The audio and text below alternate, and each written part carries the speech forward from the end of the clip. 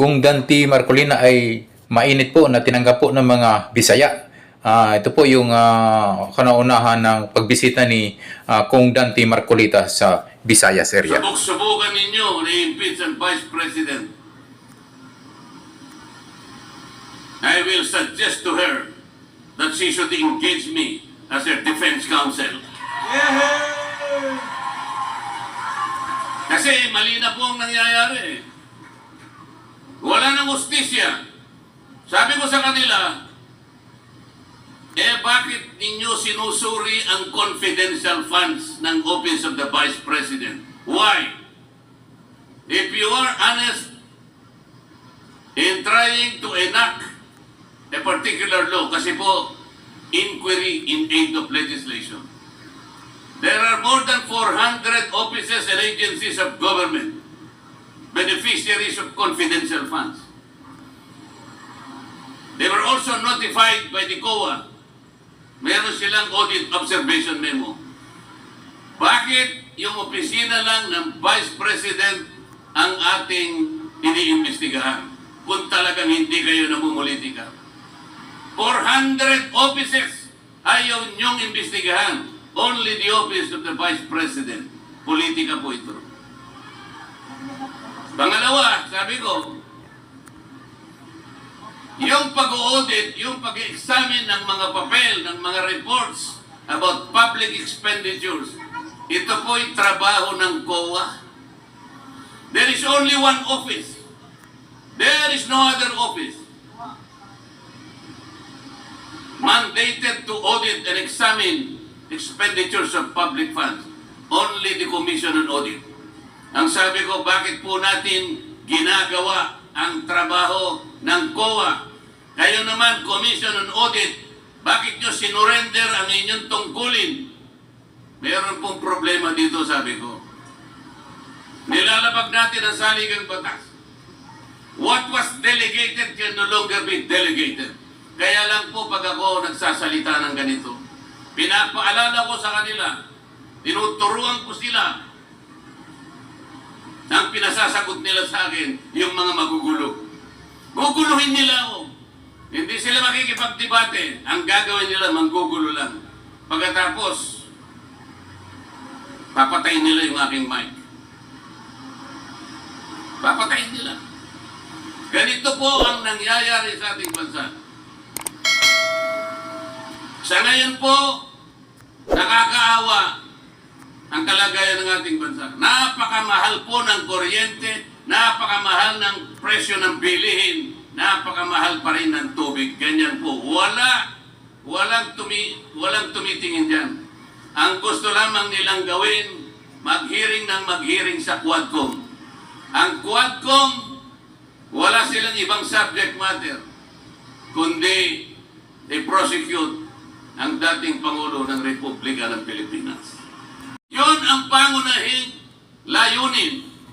Pero hanggang ngayon, after 23 years, abot kaya ang kuryente, abot langit. Tinanggal nila ako sa Committee on Energy. Pag sinasabi ko, walang hustisya ang ginagawa natin, you are not following the rule of law. Tinanggal nila ako sa Justice Committee. Kasi i-impeach nila yung Vice President. Para hindi na ako siguro makasali, tinanggal nila ako sa Justice Committee. Ang sabi ko sa kanila, yun ang akala nyo. Subok-subukan ninyo na i-impeach ang Vice President. I will suggest to her that she should engage me as her defense counsel. Kasi mali na po ang nangyayari. Wala nang hustisya. Sabi ko sa kanila, bakit ninyo sinusuri ang confidential funds ng Office of the Vice President? Why? If you are honest in trying to enact a particular law, kasi po, inquiry in aid of legislation, there are more than 400 offices and agencies of government beneficiaries of confidential funds. They were also notified by the COA. meron silang audit observation memo. Bakit yung opisina lang ng Vice President ang ating iniimbestigahan kung talagang hindi kayo namumulitika? 400 offices ayaw niyong imbestigahan. Only the office of the Vice President. Politika po ito. Pangalawa, sabi ko,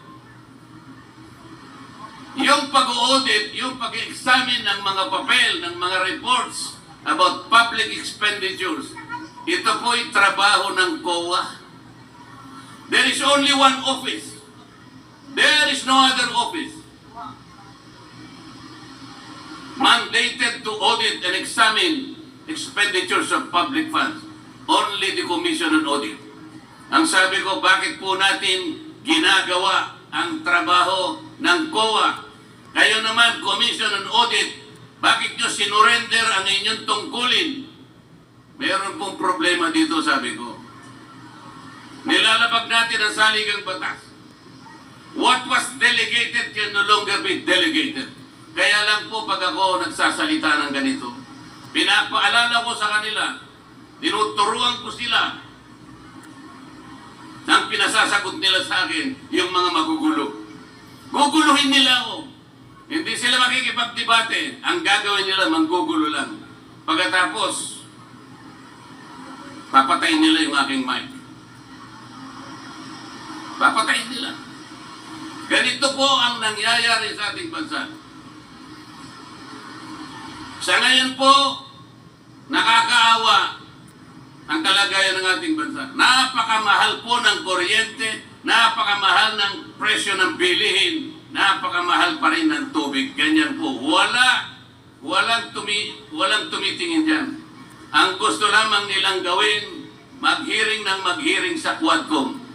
Ang Quadcom, wala silang ibang subject matter, kundi i-prosecute ang dating Pangulo ng Republika ng Pilipinas.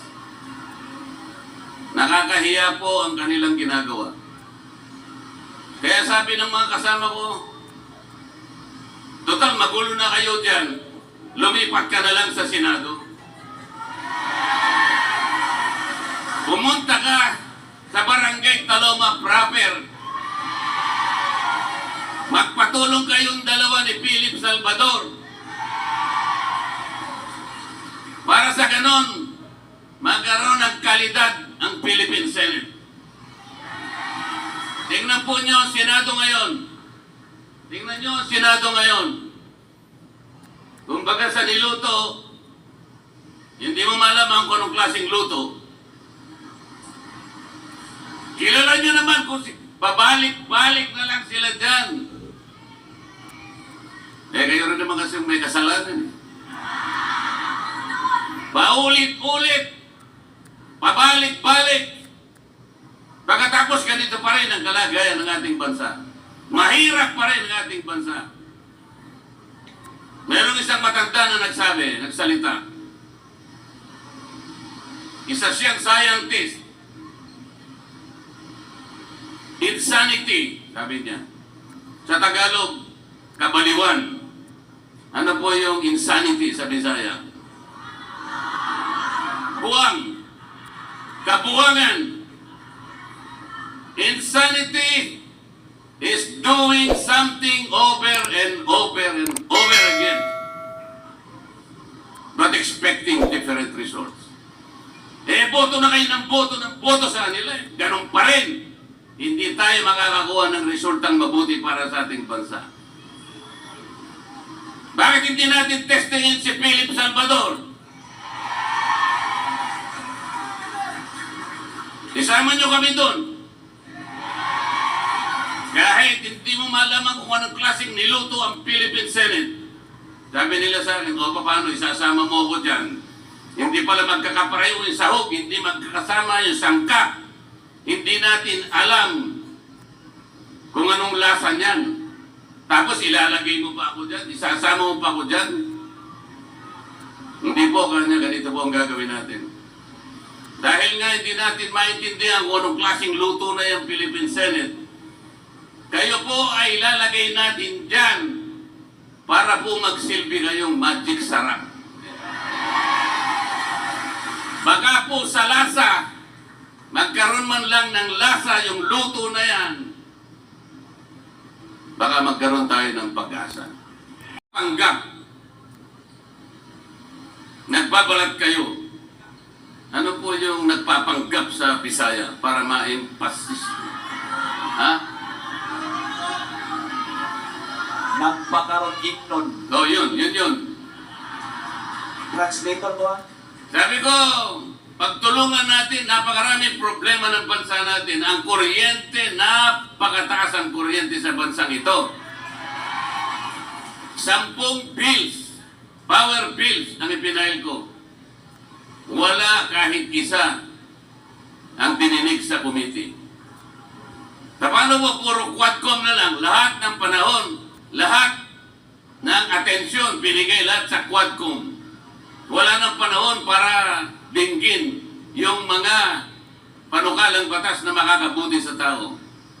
Ano po ba ang layunin ng ating batas sa kuryente na ginawa 23 years ago?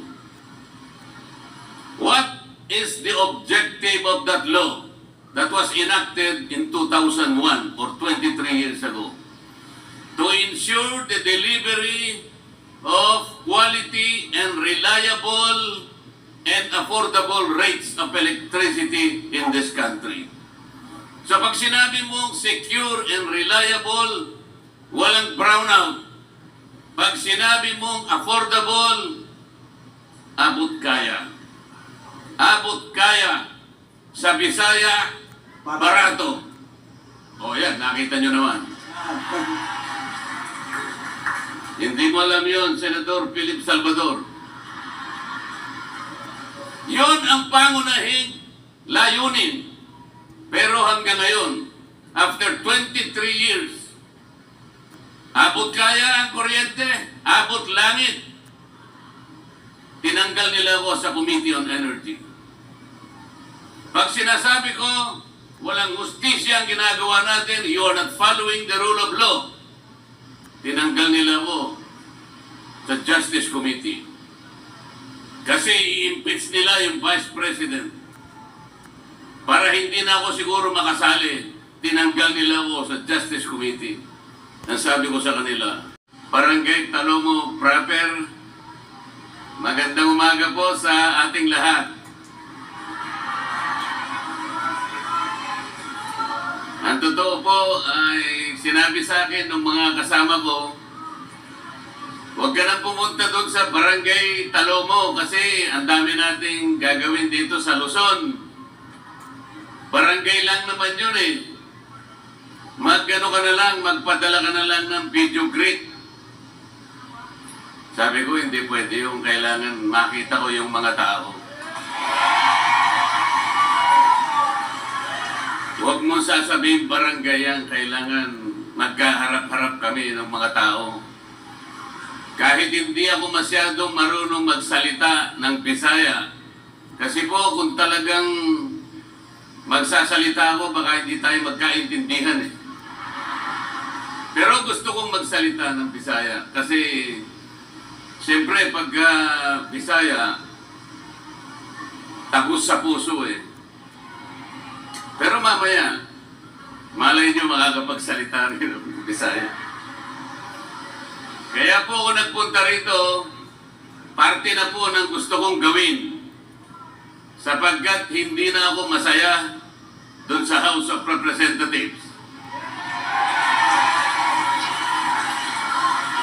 Pagka nilalaban natin ang katwiran, pag sinasabihan natin sila kung ano yung tuntunin, kung ano yung dapat gawin para hindi nag-aaway-away, baligtad po yung nangyayari. Pag ako na nagsasalita, guguluhin nila ako, pagtutulong-tulungan nila ako, pati nga po yung hopya na kinakain ko, kukunin pa nila. Ganun po yung mga taong yun. Noong isang araw po, nagsalita ako sa grupo ng mga hilot, yung mga kumadrona. Mga ganito rin karami po, mas marami pa dito. Sabi ko sa kanila, magsusumbong din po ako sa inyo. Kasi napagalaman ko pagka ang isang bata ay napanganak dito sa mundo at ang nagpanuwal ay kumadrona o yung hilot, yung bata na yun matalino pala. Alam niyo kung bakit? Tingnan po ninyo yung mga kasama ko sa Quadcom. Napanganak lahat sila sa ospital. Kaya ako napanganak ako, hilot po dahil mahirap lang ang buhay ko.